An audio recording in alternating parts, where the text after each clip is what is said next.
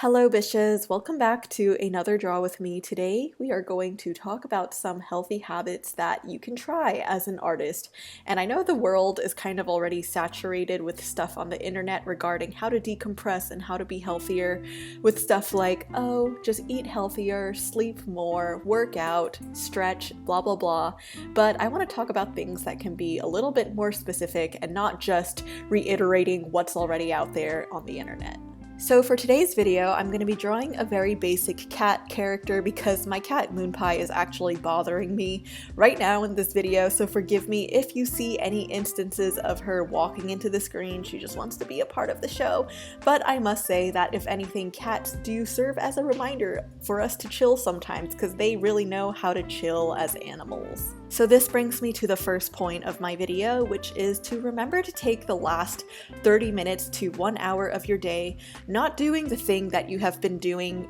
in your full-time job or full-time student life or whatever it is you mainly do throughout the day. Do not do that thing in the last 30 minutes to 1 hour. One of the main reasons is because when I go to sleep and the last thing I think about is work, I just will automatically have a fucking anxiety attack and just not be able to fall asleep. So it helps to just do something such as rediscovering a hobby or doing something that you've always wanted to do but you always set aside, or trying to explore another area of your life that you want to get better at. So some of the things I've been doing lately before I go to bed is collaging various photos of furniture or interior design that I find on the internet that's actually available to purchase, and I'll Photoshop them all into one little Photoshop document to just daydream and brainstorm or romanticize about things that can potentially be in the future. And although it's not something that can immediately happen, it's something that does, serve as a good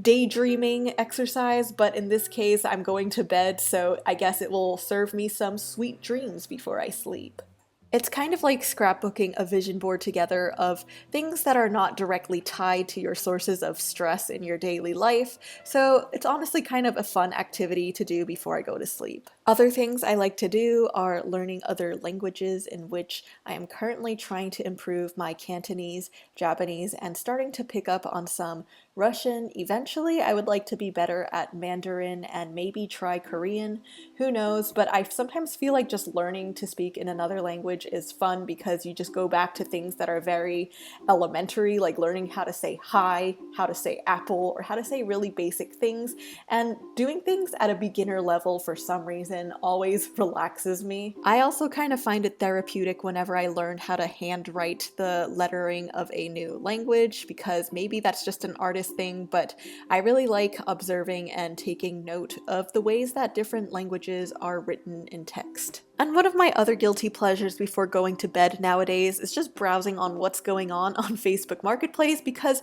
I don't know why I have a lot of people within my neighborhood just selling really unique things, and after actually successfully purchasing some things for my house from there for a very good price, I was just kind of like, hey, Facebook Marketplace actually really has a lot of interesting things on it, so I kind of like to see what other people in the area are selling, or if there's been something I've been wanting for a while, I want to see if anyone happens to be selling it for a cheaper price within my area. So these are kind of the things I do 30 minutes to 1 hour before I go to bed. And hello, Moonpie. As you can see, she is really fascinated by this draw with me. So moving on to the next tip, this is really relevant for the past year or so because we've been quarantined in our homes and haven't really had much of a change of environment, and I feel like being an artist, my environment really impacts my emotions, so that's why I need to change it up sometimes, especially if that's where I'm gonna be all day, every day now. So I've discovered the wonderful world of temporary wallpaper and contact paper, and if you don't know what that is, it's pretty much like a sticky wallpaper that you can put on your wall or on your desk or some surface to just change it up a bit. And this is of course going to be renter, I almost said winter friendly, but it's going to be renter friendly for if you don't want to damage the walls, or if you do have a place that you want to permanently leave it on, then that's cool too. I highly suggest for you to check out some of them on Etsy, which are run by small independent businesses who are more artsy in my opinion because they are artists who are creating these designs instead of the ones that are massively created on other retail places. But of course, it depends on what your price point is too, because sometimes getting a lot of wallpaper for one giant ass wall can get a little bit expensive. But in one of my other videos, like my studio vlog, I just did it for a little small studio corner and it wasn't that expensive, and it really did change up the vibe of just at least the area within where I work. You can also do this for things like surfaces, countertops, and tables that maybe you're just tired of looking at all the time. Especially now that we don't really get a change of view, I feel like looking at a blank white wall or a single colored wall sometimes can get a little bit boring or too sterile, so getting something that's of a fun pattern that resonates with my personality kind of makes me feel a little bit more motivated and inspired. And again, the great thing about these is that they're not permanent, so if you want to switch it up, you can. I feel like other things that you can do to revamp an area of your living space is to just purchase new decor. It doesn't have to be getting a whole new furniture set or dropping all of your money on just new stuff, but you can just switch out some of your temporary decorations to new ones. And again, I just mentioned Facebook Marketplace, where people, hi Moon Pie, sell things for a lot cheaper than whatever their original retail price is, so it's kind of fun to be on the lookout for that shit on Facebook Marketplace and not really knowing what might come up, but knowing that maybe something unique will eventually show up for a price that is potentially reasonable. But because we are currently in the middle of a pandemic, I must stress that if you do meet up with anyone to receive an item, please remember to wear a mask and stay 6 feet plus away apart from each other if possible, or just have the person leave it outside of their door when you arrive, and sanitize the item after you received it, because it's been used by someone that you don't even know and you don't know what is on it, whether it be COVID germs or some other type of germs from other parts of the body, you don't know, so clean that shit before you use it. Anyway, my original point of saying this was that as an artist, I feel like it is healthy to have a switch up of your environment from time to time, but if we cannot go outside, maybe there's something that you can do about the inside, and you don't have to do it with a whole renovation process that's gonna destroy a part of your house or take up a lot of money. You can even get little sheets of paper and just do little artworks on it and hang it up on your wall or something like that. One of my next tips is to pull off some of the books on your shelf that maybe you have not read in a while, but you do recall this book somewhat inspiring you, even in the slightest way, and turn to the pages specifically that really resonated with you or you find really inspirational, and put a post-it note on it so that if you ever pull off that book again, you can turn back to that page. Because I always found it a shame whenever I read a book, it kind of just goes in your eyes and then out the back of your brain, or I don't know what way reading a book works with your body parts, but I just always wish that I could remember some of the certain pieces of information or inspirational parts a little bit more, instead of just reading it and hoping that I'll just remember it 5 years from now. So it's been fun to just leave bookmarks literally on a page in a book, and then know that if I ever pull this book off the shelf again, I have a page that I know I can turn to whenever I'm feeling down or uninspired, whether if it's just with my life or with my work. So I recently opened the book The Art of Inside Out, the Pixar film, recently off of my shelf, and I turned to pages in which I felt like I didn't really resonate with as much the first time I received the book, but now that I'm a few years older, looking at certain pages actually inspire me in ways that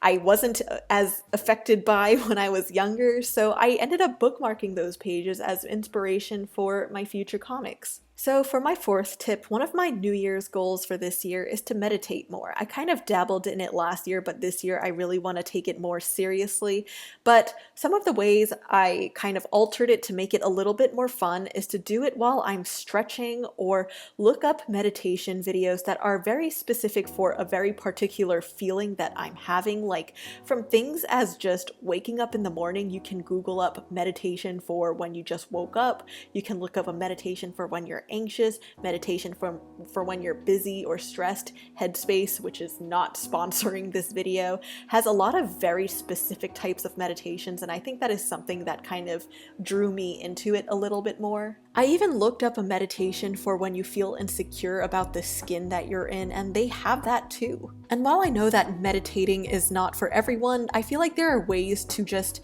even incorporate it in a part of things that you're already doing. Like whether if you're stretching or if you're about to go to bed, they have some meditations that are in the forms of stories that you can listen to before you sleep, or things that are again very catered to specific emotions that you are feeling, or you can just do it while you're doing something else like washing the dishes and just really follow the breath movements, just giving yourself a little thing to do while you're doing something that is very mundane. It doesn't always have to be in a way where you're just sitting there and doing absolutely nothing. I do think that there is some room for a gray area there, so if you feel like you're an overthinker and you get very anxious about your big projects or assignments or whatnot, I feel like taking at least 10 minutes of your weekdays at least is going to do a lot in the long run. And then one of my last tips is to make eating healthy food or snacks fun. I know eating healthy food is one of those other super basic healthy tips that is suggested to everyone on this universe,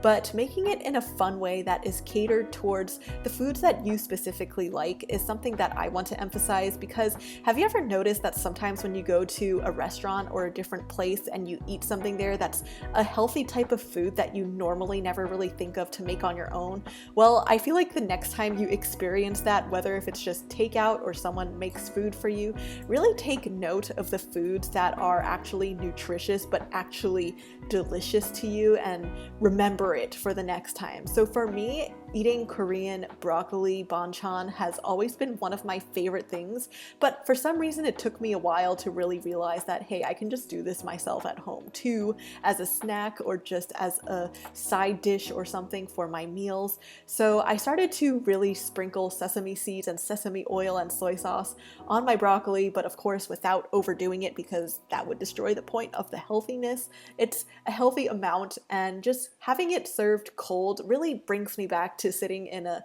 Korean barbecue place or Korean restaurant before my meal is served, because I have not been to a restaurant in months or almost a year now. Another favorite healthy food of mine that I honestly eat every day is eating a purple yam that's roasted and then sprinkling some furikake on it, but specifically if you want the good shit, it's the wakame chazuke rice seasoning that you can purchase at any Asian supermarket. It's a Japanese rice seasoning that you can put on it. So having this